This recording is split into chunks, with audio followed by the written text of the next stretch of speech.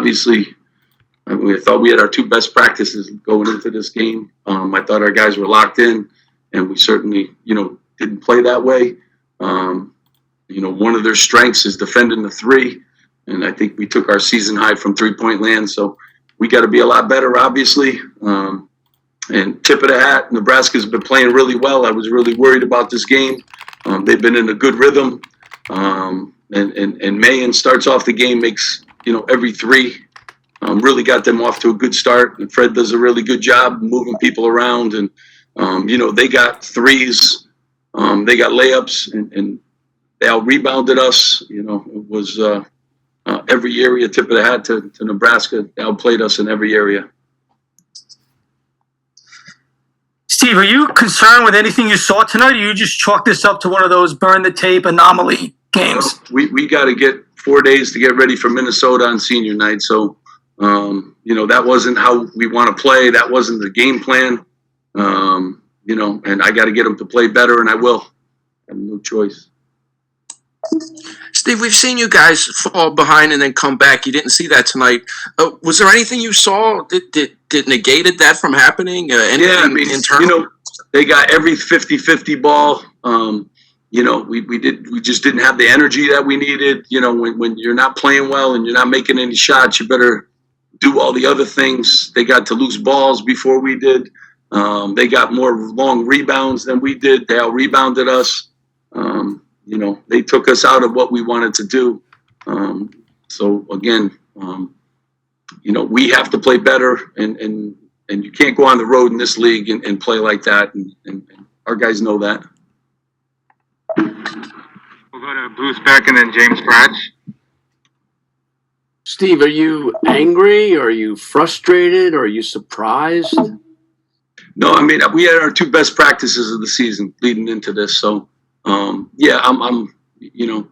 knew they were playing really well. They have been in a lot of games, and they're in a good rhythm. I think when you play as much as they have, they're in a good rhythm. We tried to mix up some of our defenses, but we couldn't get stops in order to do that. We couldn't get to the free throw line, another huge key for us.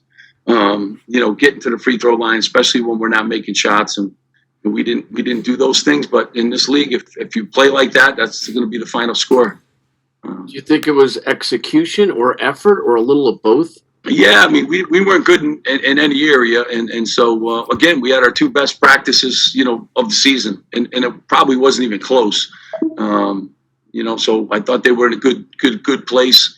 The ball went up today, and they hit their, a barrage of threes, and we really just couldn't tough through it, and tried some different combinations, and then Paul got hurt and couldn't go back into the game.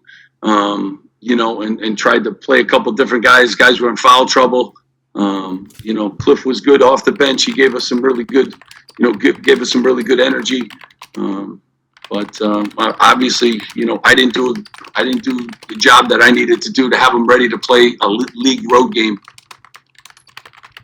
Steve, it's March 1st. What more can you do if you guys are having these good practices and now you're at this critical point of the season and it's just not translating?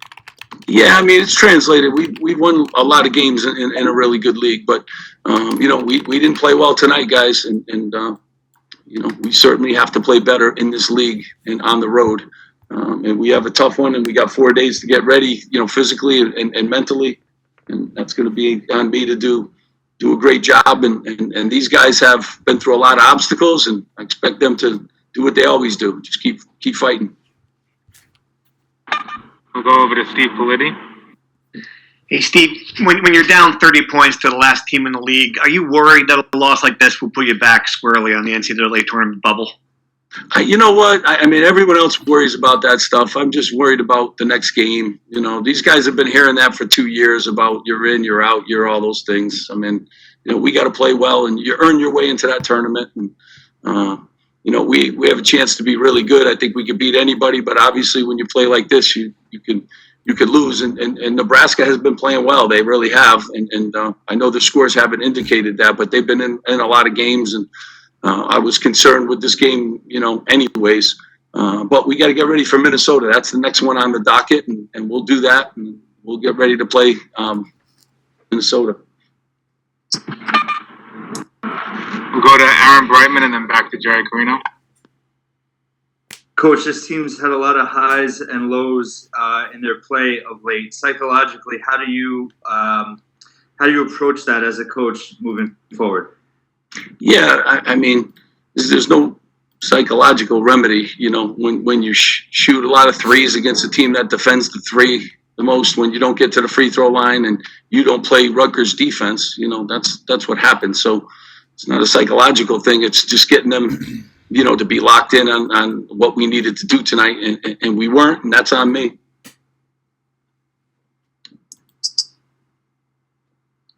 Steve, this is 2 straight tough starts. Will you consider making changes to the lineup, or are we way past that stage? Yeah, I mean, I got 8 starters. You know, I don't know. The other day we started, you know, that lineup and we won. You know, I know you guys think you just plug someone else in and it does. It's not like that. I mean, you'll all analyze those things and plug this guy in, and I'll look at the tape. We got to play better defense. We have good players.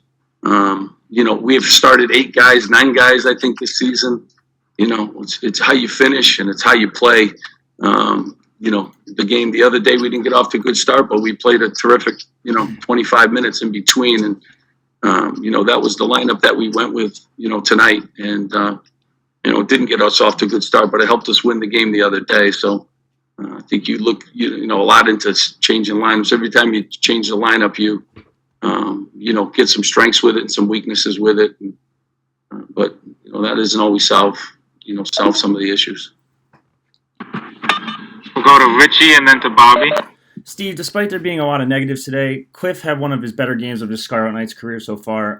What would you say about his performance today? And it looks like he's being a little more aggressive, especially on the offensive end. Well, he's really been getting better. He really has been, and he's had better practices. It's tough to learn in this league, and all the different players that he has to guard and all the different things. But on film, we watch every game together, and I see the growth in him in so many ways. And today I thought he gave us, some really good energy and was really mixing it up and, gave us a really, really good lift. And he needs to continue his development and pleased with him. Steve, obviously a lot of fan disappointment after that game. What's your message to them about the rest of the season and moving forward? Tell the fans to stay the course. Just like, I understand, these guys are playing hard and they're great kids, and, we got to beat Minnesota. That's what we have to do. And that's not going to be easy, but we'll be ready, and we need their support as always. We'll go over to Bruce Beck. Steve, can you call upon some of the bounce back games you've had this year thus far against Purdue, against Indiana, as you get set for a game that, as you say, you want to respond? Yeah, I mean, I always do, and we always get off the mat. That's what we do, and a lot of faith in these guys. But this league is really good, and it'll have those days, and you got to learn to play through them, and you got to also learn how to get off the mat. And if you can't in this league, then it's a really tough league. It's a really tough league. And so you're going to be a knockdown, and you got to get back up, and that's what we've always done. Go back to Richie if you have one. Richie or Bobby, anything else, Coach? All right, thanks, Coach. Guys, I appreciate it. Thanks for being on.